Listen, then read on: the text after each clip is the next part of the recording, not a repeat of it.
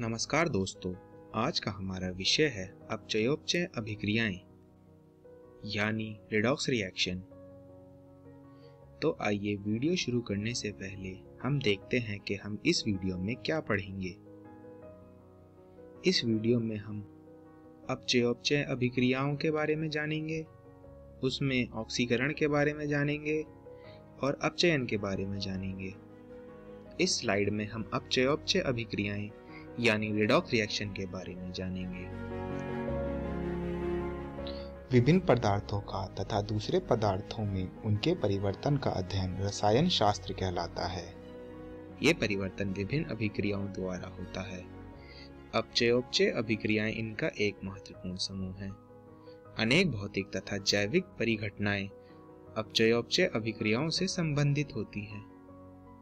अपचयोपचय अभिक्रियाओं का उपयोग औषधि विज्ञान, जीव विज्ञान, औद्योगिक क्षेत्र में होता है। रिडॉक्स रिएक्शन में ऑक्सीकरण शब्द का प्रयोग एलिमेंट तथा कंपाउंड यानी यौगिकों और तत्वों में एडिशन ऑफ ऑक्सीजन यानी ऑक्सीजन के संयोग के लिए होता है। वायुमंडल में लगभग 20% डाइऑक्सीजन की उपस्थिति के कारण बहुत से तत्व इसमें संयोग कर लेते हैं। यही कारण है कि पृथ्वी पर तत्व सामान्य रूप से ऑक्साइड रूप में ही पाए जाते हैं। ऑक्सीजन की इस डेफिनेशन के हिसाब से हम कुछ रिएक्शन देखते हैं। इस रिएक्शन में मैग्नीशियम ऑक्सीजन के साथ रिएक्ट करके MgO यानी मैग्नीशियम ऑक्साइड बना रहा है। इसी तरह दूसरी रिएक्शन में सल्फर O2 के साथ यानी डाइऑक्सीजन के साथ रिएक्शन करके SO2 बना रहा है। इन रिएक्शन में मैग्नीशियम और सल्फर का ऑक्सीजन से मिलकर ऑक्सीडेशन हो जाता है। इसी तरह ऑक्सीजन से संयोग के कारण मीथेन का ऑक्सीकरण इस रिएक्शन में हो रहा है। अगर हम ध्यान से देखें तो इस रिएक्शन में मीथेन में हाइड्रोजन के स्थान पर ऑक्सीजन आ गया है। इससे केमिस्ट यानी साइंटिस्ट को प्रेरणा मिली कि रिमूवल ऑफ हाइड्रोजन यानी हाइड्रोजन के निष्कासन को ऑक्सीकरण कहा जा सकता है। इसी तरह ऑक्सीडेशन की डेफिनेशन इवॉल्व हुई और अब रिमूवल ऑफ हाइड्रोजन यानी हाइड्रोजन के निष्कासन को भी ऑक्सीकरण यानी ऑक्सीडेशन कहा जाने लगा।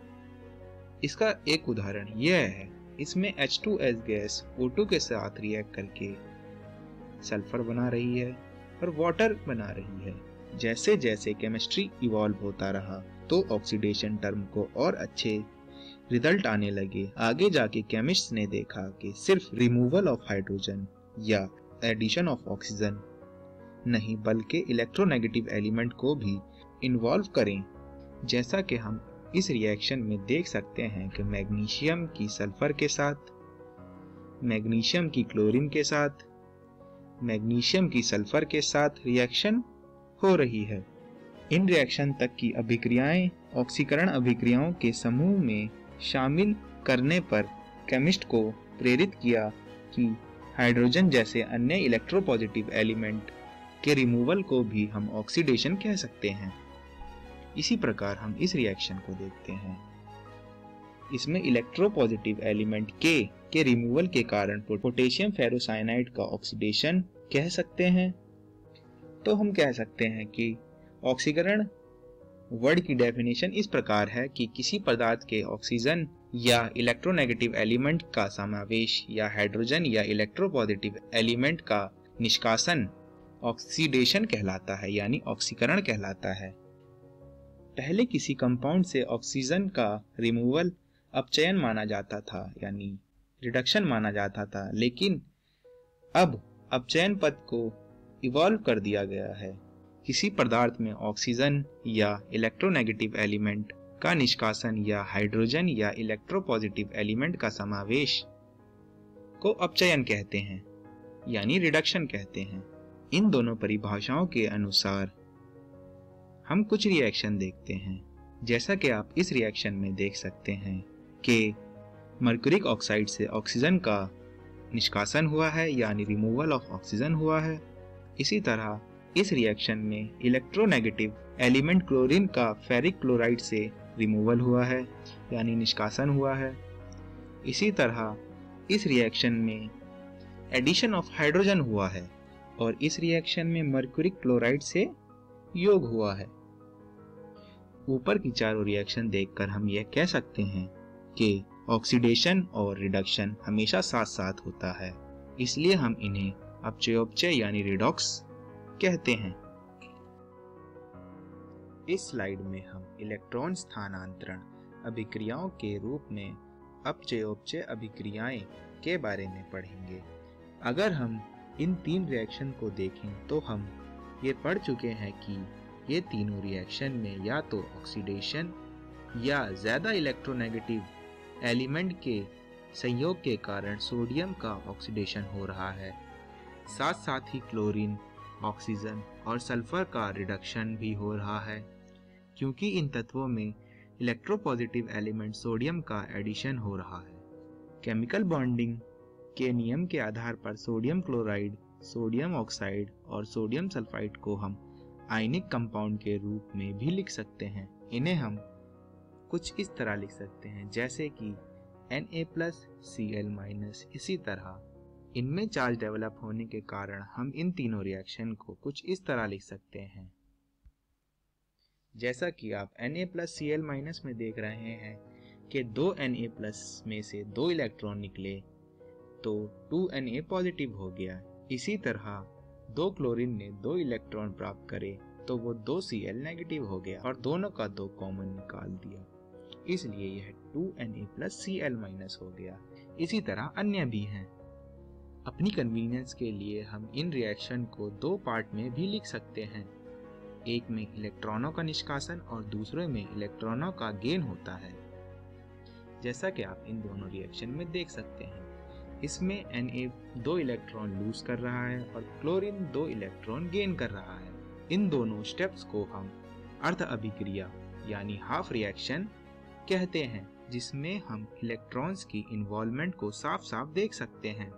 2 हाफ रिएक्शन को जोड़ने से हमें एक पूरी रिएक्शन मिलती है, जैसा कि आप इसमें देख सकते हैं। अगर हम ऊपर वाली दोनों रिएक्शन को जोड़ें तो हमें नीचे वाली रिएक्शन मिल जाएगी।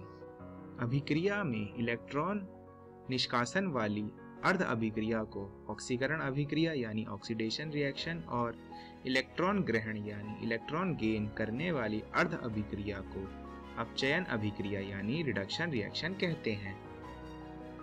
यह तीनों रिएक्शन जो हमने अभी पढ़ी हैं, इसमें सोडियम जिसका ऑक्सीडेशन हो रहा है वह एक अच्छा रिड्यूसिंग एजेंट की तरह काम करता है, यानी वो एक अपचयक के रूप में कार्य करता है, क्योंकि यह क्रिया करने वाले प्रत्येक तत्व को इलेक्ट्रॉन देकर रिड्यूस हो जाता है।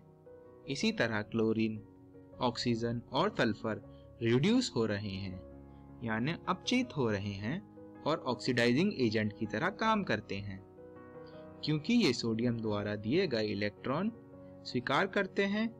तो अभी तक जो हमने पढ़ा इसको हम समराइज इस तरह कर सकते हैं कि ऑक्सीकरण यानी ऑक्सीडेशन का मतलब है किसी स्पीशीज द्वारा इलेक्ट्रॉन का निष्कासन यानी रिमूवल ऑफ इलेक्ट्रॉन। अपचयन यानी रिडक्शन का मतलब है किसी स्पीशीज द्वारा इलेक्ट्रॉन की प्राप्ति यानी गेन ऑफ इलेक्ट्रॉन। ऑक्सीकारक यानी ऑक्सीडाइजिंग एजेंट, इलेक्ट्रॉन ग्रही अभिकारक।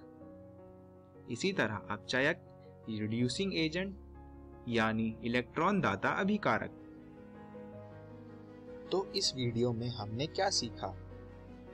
इस वीडियो में हमने अपचयोपचय अभिक्रियाओं के बारे में सीखा, उसमें ऑक्सीकरण यानी ऑक्सीडेशन के बारे में सीखा, अपचयन यानी रिडक्शन के बारे में सीखा और इलेक्ट्रॉन स्थानांतरण अभिक्रिया के रूप में अपचयोपचय अभिक्रियाओं के बारे में सीखा।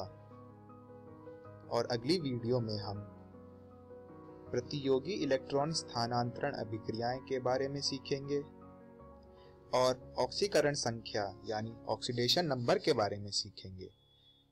धन्यवाद।